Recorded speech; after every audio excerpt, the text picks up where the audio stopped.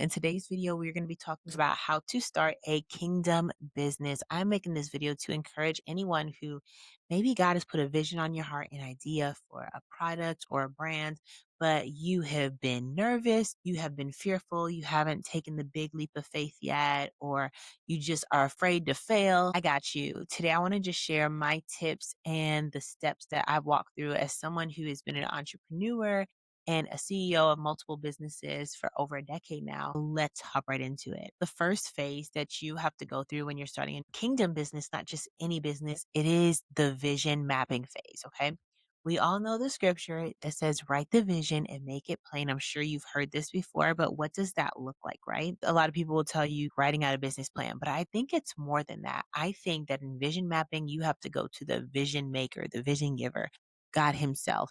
This phase can look like praying. For me, it also looks like fasting over an idea, fasting over what I feel like God is telling me to do. Because I want to be sure I'm not trying to be out here doing stuff that God didn't call me to do. Okay. That is a waste of time. I want to be fruitful and intentional and purposeful. So fasting, praying. God may have even given some of you guys dreams about ideas, inventions. I feel that strongly that God has given some of you guys dreams, but you're too distracted or busy to pause and listen or get the interpretation of the dream. So just slow down. Pay attention to what God is speaking to you, the dreams that He's given you, the ideas, the visions. It's so important that you don't forget them. Write them down. That is the beauty of writing things down so that you do not forget. I even like to write down my dreams, write down my ideas, and then I come back to it later and I can expound upon it. But sometimes when you don't write things down, it's like you forget it until years later or years down the road when God reminds you or something happens and it's like, oh yeah, I did have that idea. Oh yeah, I should have did this. So your future self will thank you for the fruit that will come in the future, the harvest that is waiting for you in the future when you take those intentional steps now. So that is that vision mapping, vision planning stage. Okay, next thing you want to do is you want to establish the identity of your business and make sure that you secure it. So what is the name that you're going to use? What is the identity that you're going to use behind your business? What is the brand? You want to do some research. Research is going to be big. You want to look up, is anyone else using this name for their business? You want to see if anyone has your business name or something similar. It's okay if it's something similar, if it's a completely different industry. Like if you're doing nails and they have a restaurant, but the name is similar, that's okay. Where it's going to pose a problem is if you guys are in the same industry and it is a similar name, that can cause confusion and that can also cause legal issues. I like to do research up front. I go to uspto.gov. If you're in the US, this is going to be helpful for you so that you can see if that trademark is available or if someone else already has that trademark for that name or that logo or that phrase, right? So you want to make sure that you can trademark your business. I've done this with all of my businesses. I want to make sure they're trademarkable. God will give you a unique idea. You don't have to go and copy and take anyone else's idea. God's got you. He'll give you something unique, different, and fresh. If it's something that you're serious about and you've prayed, you've fasted, you've gone through the vision mapping and you're saying, this is going to be my brand identity, you lock down that trademark. A lot of people don't recommend if you're starting a new business and you're a smaller business to get a trademark, but nothing I do is small, right? I go big for the kingdom. I'm all in or I'm not in at all. So when God gives me a vision, I take it seriously from the beginning. I'm locking down that trademark and making that investment. Okay. You want to save up capital for your business, for things like this, for trademarking, for paperwork. You want to get your registration done. Not only with the federal agency and get your EIN number, you're going to need that employee identification number for your business to do several things, but you're also going to want to register with your state, okay, or with your country or with your territory. So make sure your business is registered and it is available, okay? And during this phase, if you want to work on getting business funding and stuff like that to prepare for your launch, that's good to look into. There are so many business grants that you can look into for new businesses or small businesses. And that's the beauty of the vision mapping. They're going to ask you, what do you plan to use this money for? What is your vision? So you can get business grants, you can get investors, business capital, but you really want to make sure that you put your stake in the ground and that you protect this brand identity that that you are building. That can also mean getting your website domain name, locking down your social media handles, just creating the accounts for them. Even if you have nothing to post, just locking that down, creating those accounts, doing all this groundwork behind the scenes before you even put anything out there.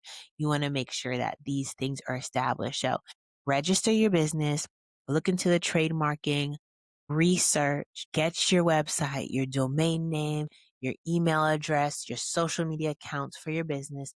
And the more consistent it could be, the better. So choose a name and try to make the email address and domain name and social handles be very similar, or if not exact, to each other, so it's easier for your marketing across the board, so people can immediately identify you and find you online. This next phase, you're not just going straight into launching. You want to pray, wait, and prepare. There's still waiting time, right? So for me, before I launched Miss Eternity, I got the trademark and I didn't launch it until my trademark application was through, until my domain was set. Like, I had to wait. And during that time, I was praying over it. I was praying over the vision. I was praying over the ground. I was praying over the future of it. I was just praying over everything that God had in store. So you want to continue praying, pray without ceasing. This is what differentiates a regular business from a kingdom business. Okay.